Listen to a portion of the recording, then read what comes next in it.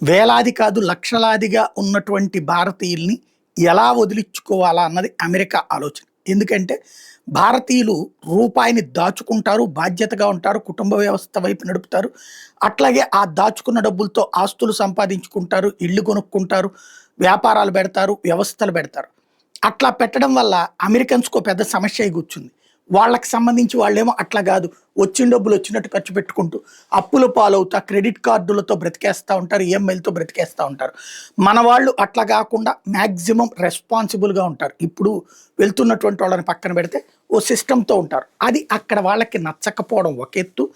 మన వాళ్ళు ఒకళ్ళు 3 ఉద్యోగాలు చేయటం, అట్లాగే చదువు కోసం వెళ్ళిన వాళ్ళు వేరే పనులు చేయటం, ఇట్లాంటి వాటిటి కారణంగానే అక్కడ వాళ్ళకి మన మీద కోపం పెరిగిపోయింది. ఆ కోపాన్ని వాడుకుంటున్నాడు ట్రంప్. అందులో భాగంగా మన వాళ్ళని H1B వీసాలు ఉన్న వాళ్ళని వేధిస్తున్నాడు, లేని వాళ్ళని దారుణంగా వేధిస్తున్నాడు, డిపోర్టేషన్ చేస్తున్నాడు, ఇవన్నీ చేసుకొస్తున్నాడు. అయితే ఇప్పుడు ఆ హేట్రేట్ అంటే ఆ విధంగా పంపించేటప్పుడు 150 కోట్ల జనాభా ఉన్నటువంటి భారతదేశ పబ్లిక్‌కి తమ వైపు నుండి సమాచారం ఇచ్చే ఉద్దేశంతో పదే అదే నెగెటివ్ వ్యాఖ్యలు చేసుకొస్తున్నాడు. దాని ఇంపాక్ట్ అక్కడ పెద్ద చర్చకి తావిస్తోంది.